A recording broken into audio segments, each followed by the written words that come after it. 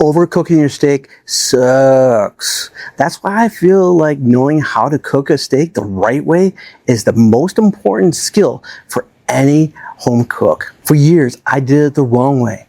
I follow all the advice they see in those other tutorials about how to cook steak. You know what I'm talking about. Salt it right before cooking. Flip it once. Don't press down on it. And the result was tough, gray disappointment. Man, I thought I was doing everything right, but all I did was waste some really good steaks. Then I figured out something that changed everything. I went from ruining expensive steaks to cooking steaks that taste better than most steakhouse restaurants. What I'm about to share might go against everything you've heard, but I can prove it works. I've got 3 tips that help me finally get consistent results, and I'll show you how you can do it too. And the #1 mistake that's keeping most people stuck. So let's get started. Let's start with something that trips most people up before they even turn on the stove. Choosing the right cut of steak. This is where most people waste their money. Here's the thing, picking the right cut isn't just about taste. It's about balancing fat content, tenderness, and cost, so that you don't end up with dry results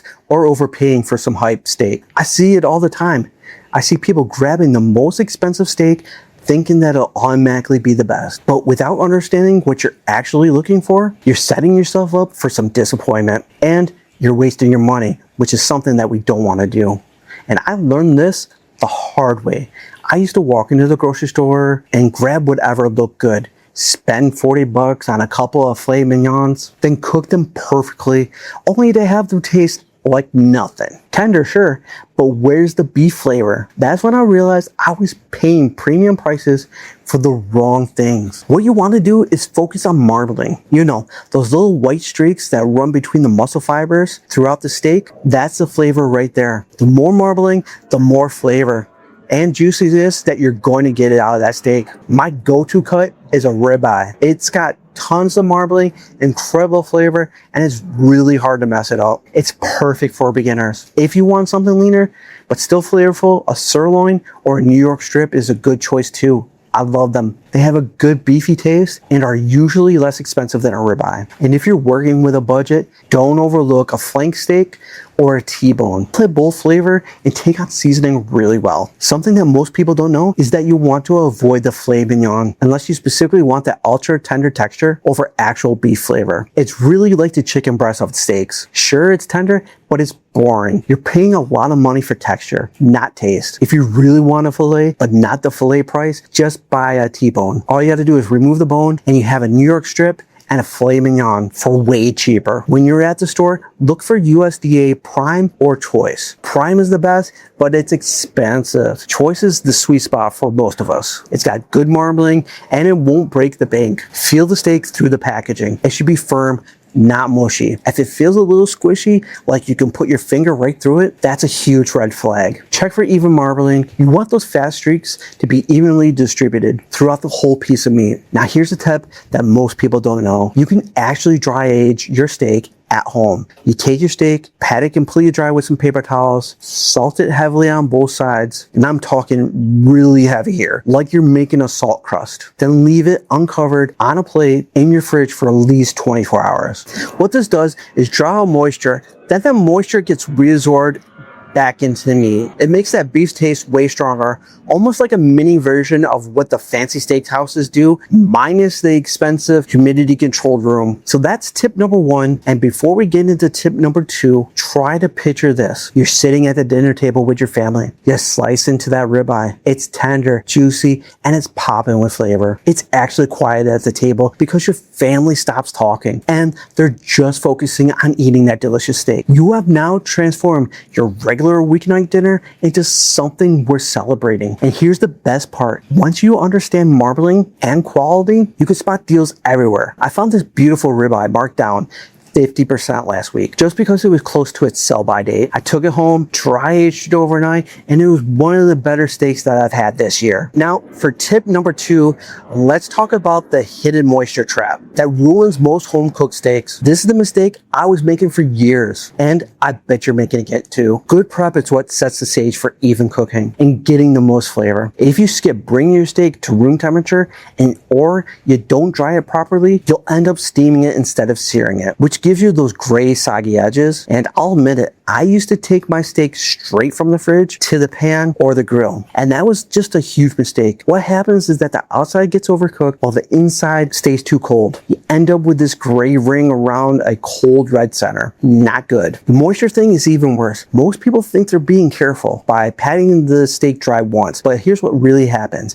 You put that slightly less wet steak in the hot pan or grill, and instead of searing, you're basically steaming it. That water creates a barrier between the meat and the heat, which equals no sear and no flavor. Instead, bring that steak to room temperature for about 30 minutes before cooking. I know it feels weird leaving meat out, but room temperature steak cooks evenly. Cold steak cooks unevenly. Pat it completely dry with paper towels. I'm talking bone dry here. When you feel like it's dry, then do it one more time just to make sure. You want zero moisture on the surface. Then season well with kosher salt, black pepper, and if you want to get fancy, add some garlic powder or some barbecue rub. Timing matters here. If you're in a rush, I get you need to season the steak right before you throw it on the grill, but if you've got time, season it an hour ahead. This is the number one mistake to avoid.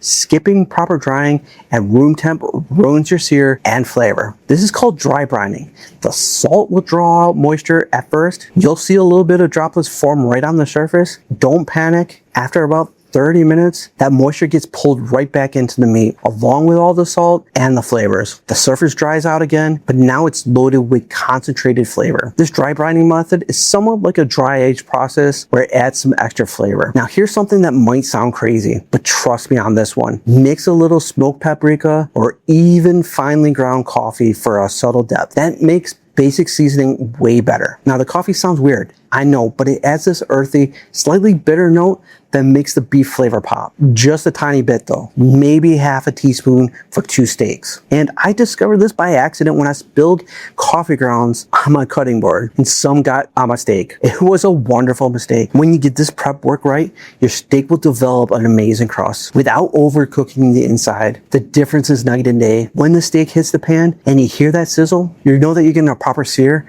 and you can see it. Now you have your friends over for a little get together. They see these awesomely cooked steaks and think, did this dude go to culinary school? When really it's just a simple prep hack. The best part is that you can use this method on a lot of different meats. It doesn't matter if you're cooking chicken, pork chops, or even fish. The principles are the same. Now tip number 3 is where we separate the beginners from the barbecue legends. Understanding how to cook a steak with proper technique and timing. In my opinion, this is where most people get stuck. Even if they do everything else right, the cooking phase is where you build that amazing sear and lock in the juices. We've been working to keep common mistakes like using low heat, flipping too often, or skipping the resting period will leave you with dry, bland results. Get this right and every steak will be juicy, perfectly cooked, and exactly how you want it. Now, I used to think higher heat meant a better sear, so I'd crank up everything to the maximum heat and wonder why my smoke alarm kept on going off. Then I'd flip the steak every 30 seconds because I was nervous about burning it or it sticking to the pan. That's wrong. Don't do that. All that flipping releases the juices and prevents proper searing. The resting thing, I didn't do that right either. I'd cook a perfect steak, then immediately cut into it and watch all the juices run out onto my cutting board. It was so frustrating. Now let's move on to the cooking process and fix these problems along the way. First, you need the right equipment. Cast iron is my favorite because it heats up faster than my charcoal grill and it holds heat really well. If you don't have cast iron, the next best thing is a stainless steel pan. But like I said, you can also use your grill. Gas or charcoal, they both work great. For oil, you need something with a high smoke point, like avocado oil. Don't use olive oil because it'll burn at these high temperatures. I like to use beef tallow, even though it doesn't have a super high smoke point. It does a pretty good job of not allowing the steak to stick to the pan. Temperature-wise, we're talking smoking hot, probably like 500 degrees Fahrenheit. You'll know that your cast iron pan is ready when a drop of water balls up like a T-1000 and the Terminator 2 movie. And let me know in the comments if you'd like that movie. I loved it. For doneness, we need a meat thermometer for exact results. Here's what to aim for. 120 degrees for rare, 125 for medium rare, 135 for medium, and medium rare is my favorite. It's got that warm red center with a nice crust. If you don't have a thermometer, use the finger test. Press the center of the steak with your finger, then compare that feeling to the different parts of your hand. Touch the fleshy part between your thumb and your index finger. That's what rare feels like. Then you're gonna make an okay sign with your thumb and index finger. Then press that same spot. That's medium rare. The firmer your palm feels, the more done the steak is. Now here's exactly how to cook the steak. Place the steak in the pan and make sure it has good contact with the pan. And don't touch it. I repeat, do not touch it. No pressing, no moving. Let it sear for 2 to 3 minutes per side. You'll hear it sizzling, and that's a good thing. Now halfway through the cook, add butter, fresh herbs like thyme and rosemary. Once the butter has melted, spoon it over the steak. This is called butter basting, and it adds an incredible flavor. Everything's better with butter, right?